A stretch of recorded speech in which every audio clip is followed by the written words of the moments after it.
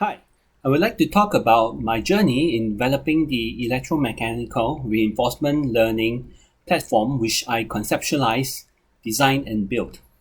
I first presented this on the 13th of May 2021 at Force Asia 2021.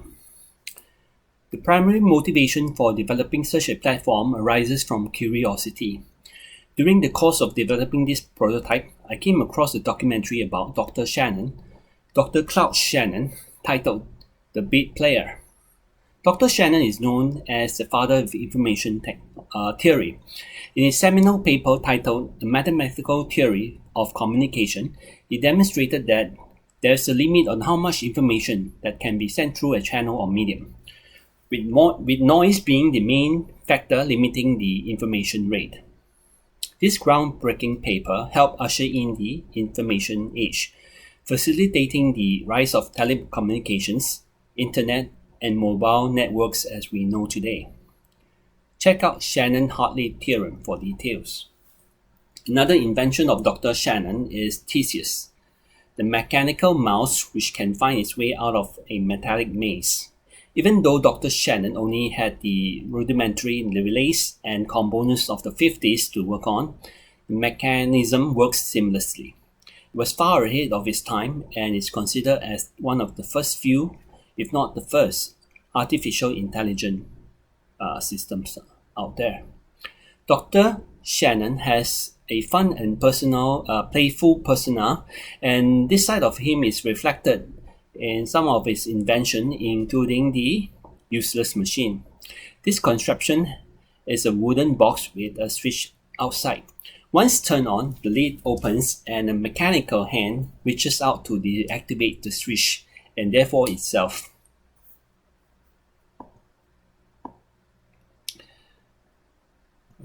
The field of machine learning have advanced tremendously since then, especially in the last decade. There are numerous resources available both online and offline if you'd like to find out more about the theory and development. A quick and easy resource is Wikipedia.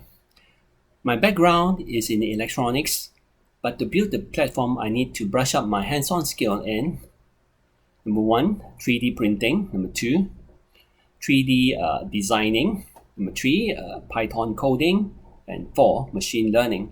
My build journey started with a refreshers class at National Libraries Board's 3D printing talk.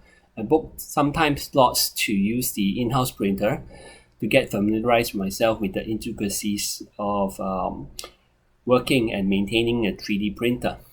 Thanks to the helpful staff and fellow enthusiasts, I quickly gained confidence. Soon I bought my own printer to get my mini fabrication factory running.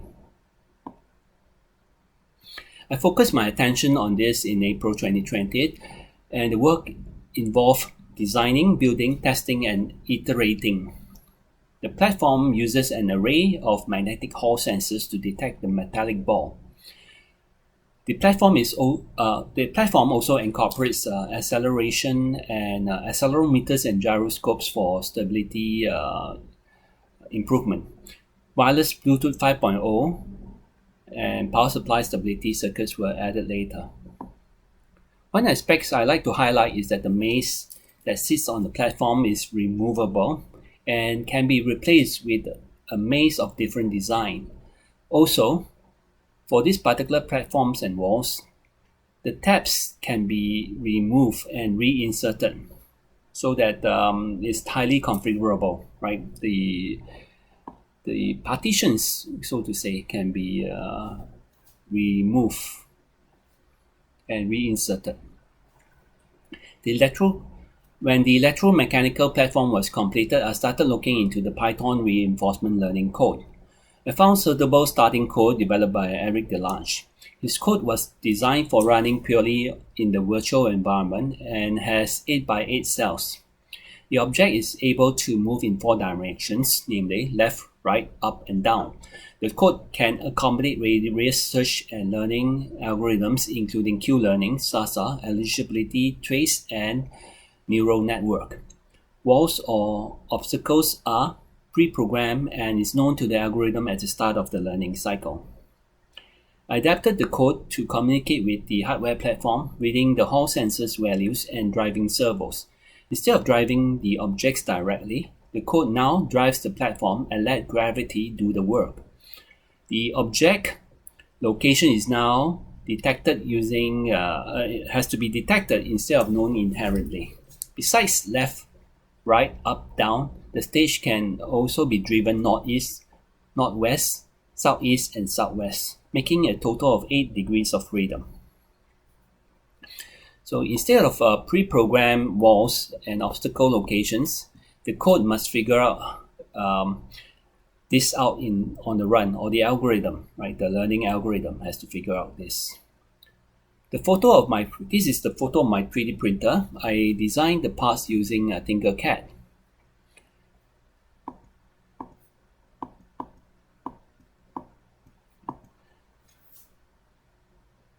This is a photo of the parts being put together. The wires are hand soldered and some parts are held together with hot glue. I made a mistake and had to remove, rewire, and resolder, and it was quite a tedious process. Some more photos of the platform. And this is the completed platform. So this is the video of the stage in operation.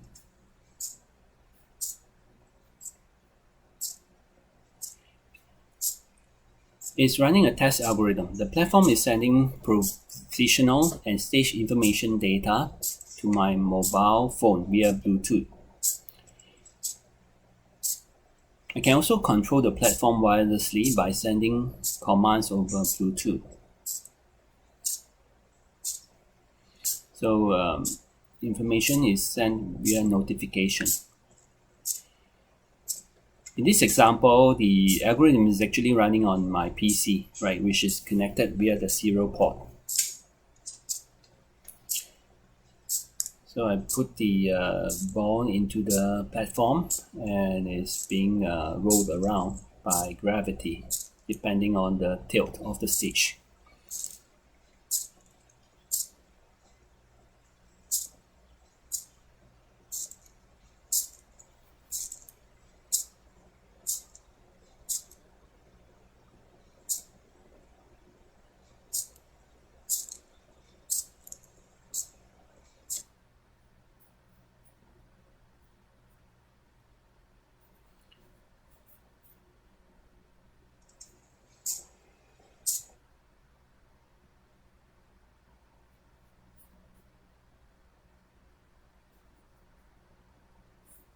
Okay, so this video shows the ball moving in the base. The ball is represented by the red dot and the path is taken by the blue line. Start is represented by the red square and exit the green square. At this stage, it does not know where the walls are, right? So it's just driving randomly, exploring the environment.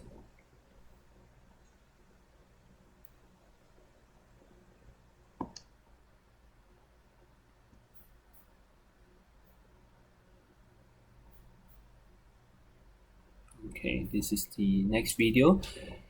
After some time, the algorithm started to figure out where the walls are. However, it is still not 100% certain.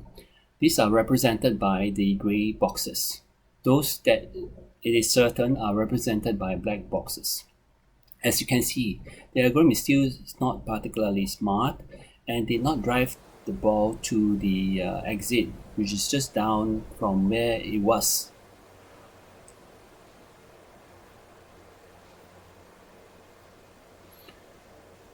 So this is the okay, a bit later, it's still driving the balls around. Notice the balls are now mainly all black, right? Which means that the algorithm is quite certain that these are hard obstacles or walls.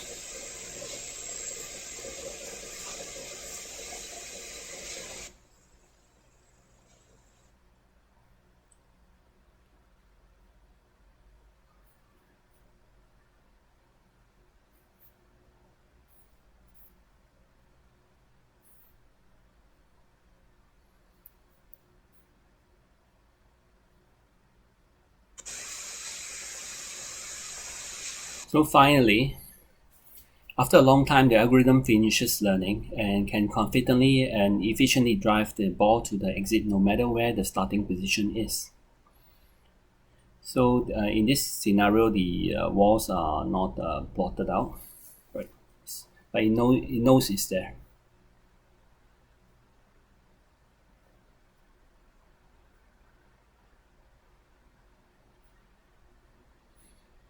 So this screen represents the results of the learning journey. The top chart shows the win rate over episodes.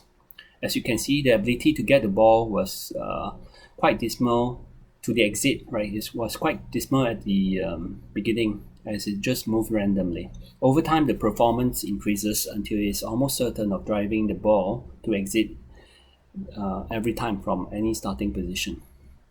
The bottom chart shows cost over episodes. The cost is very high initially. Every time the stage moves, a cost is added. This shows the increasing efficiency of getting the ball to the exit with minimal moves. Learning stops once the algorithm can drive the ball to exit or it reaches the preset threshold or below the cost threshold.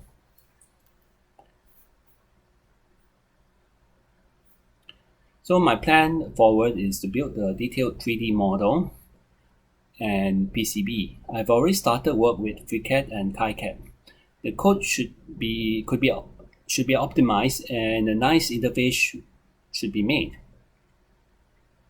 The intended controller is a Raspberry Pi, but there are plans to integrate directly to a mobile phone, as I demonstrated in this video. So the question you may ask is, why mechanical platform? I feel that this allows a more hands-on engagement compared to virtual environments like Open Gym. An issue with the model may not be accurately represented in the physical environment. And it's also difficult and tedious to model complex environment when intricacies and parameters are not well defined, right? Right. The smooth edges of the platform, even the smoothness of the surface of the platform plays a part, right, in where the ball is driven, how is driven, right? Even tiny bumps and all this affects the movement. And another question is, why not use camera, right? Nowadays, cameras are the primary mode for capturing data for machine learning applications. Cameras offers high resolution, but they have limitations and drawbacks. First, camera require top view image of the maze, which result in increased height of the mechanism, right? You have a minimum Z height. Second, camera requires high contrast between object and its surrounding. It would not work if the ball and the maze is of a similar color, lighting is inconsistent, or the walls block the view. So using embedded sensors allow a variety of interesting mazes, including hidden and even submerged objects. I hope this can be an educational tool for researchers and enthusiasts to learning reinforcement algorithm and search algorithms. This also serves as a fun and interactive platform for researchers and enthusiasts to try to solve particular maze challenges and determine which algorithms and tricks can solve them efficiently, particular ways or group of challenges. I'm looking for collaborators to bring this vision to fruition. Check out these resources to find out more about reinforcement learning and Dr. Shannon's life and work. I'll be setting up a Git page for collaborators to come on board. Meanwhile, you can reach me at LinkedIn. I'll put the details below. Thank you.